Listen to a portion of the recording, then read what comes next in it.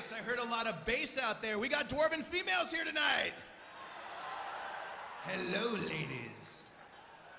All right. Brothers and sisters of the Horde, are you here? Same goes for you. I'm going to count to 3. Horde only now. Wild and crazy Murloc battle cry, okay? 1, 2, 3. Sound like there were some dwarven females on the Horde side. Woo! All right. Now, this next one goes out to all the people in TV land. So Alliance and Horde, please just sit this one out. Wait in your queue for a second. Now, people in TV land, I'm going to count to 3. 1, 2, 3. And when I hear your craziest Murloc battle cry, okay? Just the people at home watching TV, okay? 1, 2, 3. Ooh, they're going to need some help, Alliance and Horde. That was a little rough. Woo. All right, Alliance, Horde, and everyone in TV land at home, I'm going to count to 3. Wild and crazy Murloc battle cry, okay?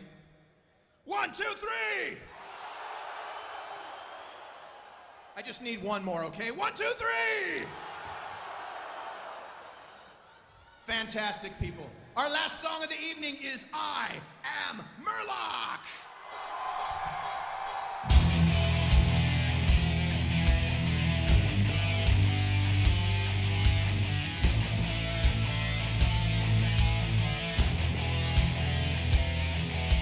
Yeah! Oh yeah! Make some noise! From the coast of Westfall to Black Phantom Deep, silent till I hunt you, silent I will creep, locked in through the depths, locked in to your death. Upon the shores I ride, hold my flippers to the sky. 1, 2, 3. I am more than a fish, I am more than a man. Death will rise from the tide, let me hear it. I am Murloc, I am king of the sea, but I'm not Aquaman. Death will rise, hear my cry. I am Murloc.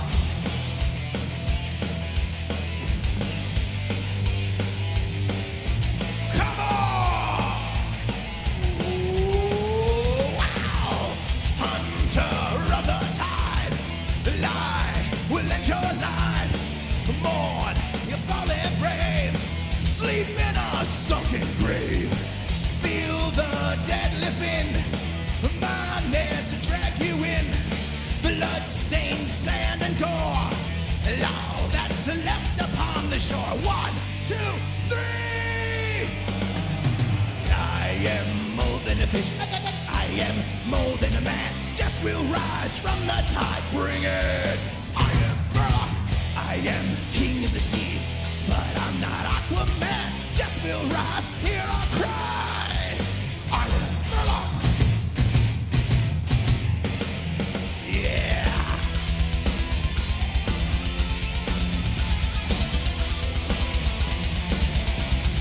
Hey, hey, hey, hey.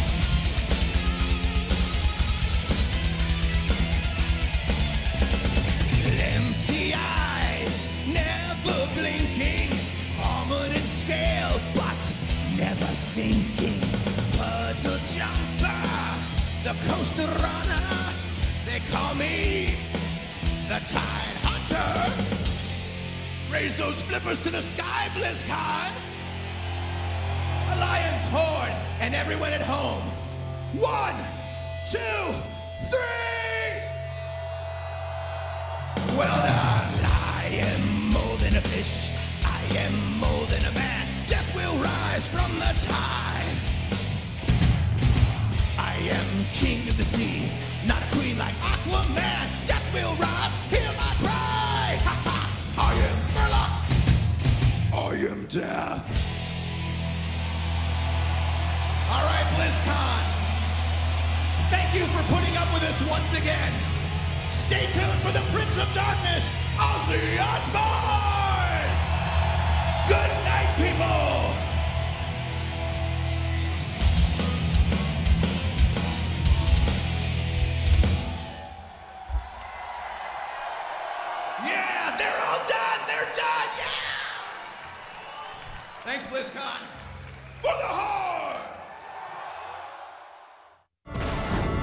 back to BlizzCon 2009. Live, the most intense gaming convention on the planet.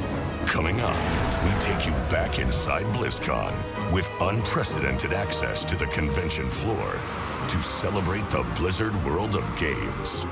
Plus, interact with us on the air. Enthusiasm and excitement reign supreme at the mecca for dedicated gamers worldwide. We're glad you've joined us and Blizzard players from around the world as we make gaming history. The world's most passionate gamers have all come together in Anaheim, California. Get set as we return to this extraordinary television event. BlizzCon 2009, live on DirecTV. Hello, everybody. I'm Jeff Keighley back here at BlizzCon headquarters for DirecTV, joined by Kat Hunter and also Joe Garcia. That was the artist formerly known as Level 80, Elite Torrent Chieftains, rocking the house over there as everyone gets prepared now for Ozzy Osbourne. We're just a few minutes away from Ozzy taking the stage and rocking out the BlizzCon fans. First time I knew Ozzy was a big Blizzard fan was last year when he did that great commercial for World of Warcraft. They've had that history of all those great commercials. And, it was. I think it was one of the funniest ones that they've done so far with Ozzy. I definitely think it was a fan favorite. And so there was a lot of speculation whether he was actually going to come. And when we finally, Blizzard finally announced that they were coming, and fans were just crazy for the idea. I thought it was very suiting. He just fits the motif of the Lich King so well. I think that's his home right there. Exactly. So. He is the Prince of Darkness, and he is coming up in just a few moments. But let's recap some of the great things that happened over these 2 days at BlizzCon 2009. We had over 18 hours of coverage on DirecTV. Right. In terms of highlights, obviously everything started with the opening ceremonies yesterday with the announcement of World of Warcraft Cataclysm, the brand new expansion pack. Kat, you're very hardcore World of Warcraft player. What excites you so much about Cataclysm? Definitely the idea of being able to replay everything from the beginning. It's something that we've been asking for, I think, since year 2, and here it is year 5, and we actually do get to go back and revamp all the old worlds. I get to fly in Azeroth. The Flying Mounts, that was a huge excitement in the crowd when that was announced. That alone is enough. So I really think that at the core level, everything about this game has changed, and that's something to be extremely excited about. I'm sure we'll be hearing a lot more about it. Joe, you were all over the convention floor covering, the fans. There was even a marriage proposal that you brought to us live on TV. I was surprised about that. Like, he'd been planning that for like 3 weeks, and what better place than their very first time at BlizzCon ever. So they did it here, and she said yes. She cried. I mean, she had my hair standing up. It was a great moment to be part of, and I think they picked no better medium than here. Live on TV, he proposed to his love of his life. Like, he said he doesn't want anybody but her. Right. So. Excellent. Well, there was a lot of great stuff here at BlizzCon. Now, there's lots of music tonight. Yes. We had the Level 80 Elite Torrent Chieftains. Ozzy Osbourne is coming up. But the Blizzard guys are musical, as you saw. And now let's go to a piece from Samwise. He's going to tell us all about the Guitar Hero competition amongst the Blizzard employees. Check this out. What up, people at BlizzCon and TV Land? I'm Samwise Didier, Senior Art Director at Blizzard Entertainment and lead singer of Level 80, Elite Torrent Chieftain! Welcome to sunny Southern California. We're about to have our Blizzard Battle of the Bands #2. Sit back, relax, and get ready to rock and roll with the Battle of the Bands #2 for the Horde! We are gonna rock and destroy this place. For that is what we do.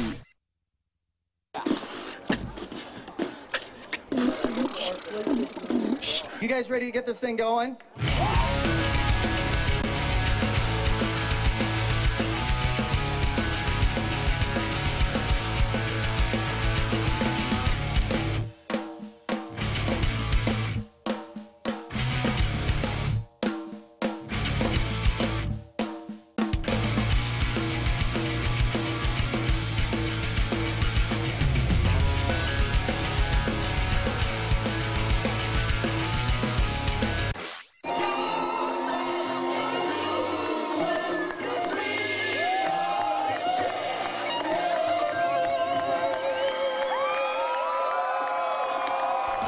You've got great shoulder pads, the makeup is cool, the masks are awesome, the hair is great.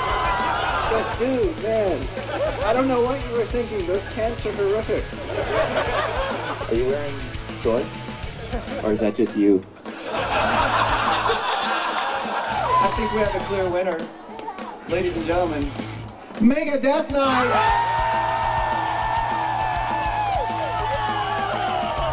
Oh yeah, Mega Death Knight, #1 tonight. Hell yeah! Oh!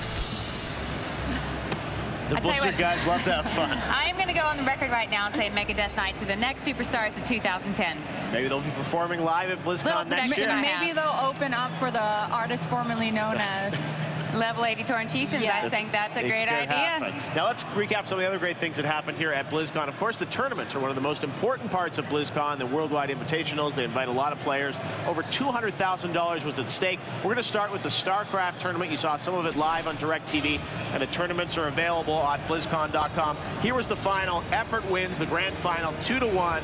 Two South Koreans. Not a surprise, as Kim Fan told us, to see Koreans winning this tournament, but that was a well-fought battle. 2-1 for StarCraft. $25,000 went to the winner effort, so it's a good job well done. The Koreans continue to dominate StarCraft as always.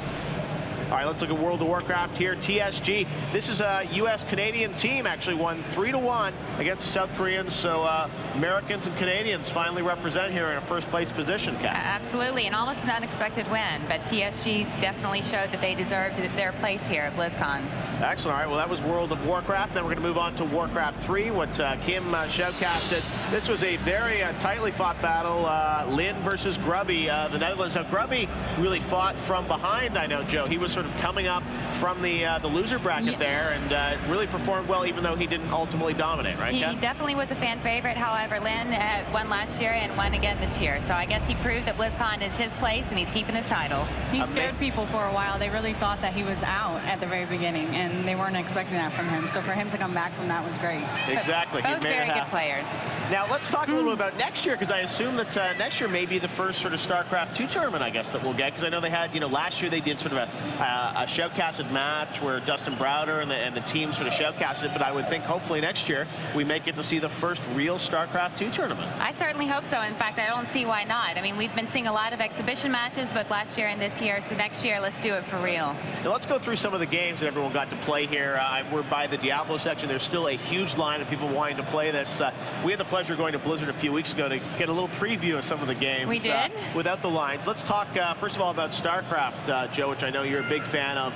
StarCraft 2, it's going to be 12 years since the release of StarCraft, 12 years, the sequel. too long for me. I know. What did you think of it? Too You got long. a chance to I'm play a huge fan, and last year we got to see the multiplayer, which was great. But this year I was going for it. I really wanted to see the single-player campaign, and they brought it this year. They showed us the single-player campaign in a way that we're not used to seeing it. Like it's a whole new experience, and those people who actually get to do the beta test are very lucky. They announced that today. 1,000 people combined from the DirecTV viewers that had bought the pay-per-view and the people in-house. They're going to give out 1,000 beta tests. 1,000 more codes, exactly. People are excited about that, and Mike Morheim said that the beta will hopefully start by the end of this year, so Absolutely. at least that will come this They year. have something People to are excited look about forward that. Exactly. Now let's talk about Diablo. We, finally the 4th class was announced, the month. Still 1 to go, and Jay Wilson said here on our stage that they haven't even fully decided what the 5th class is going to be. There were some ideas where they might be reevaluating that. What did you think, Kat, of the monk? We got a chance to play it? I think the monk was great. I really like the idea of the inspiration of the fighting character, which is something that has been particularly very popular this year with Street Fighter, and to be able to take those type of game mechanics into a game like Diablo is very exciting.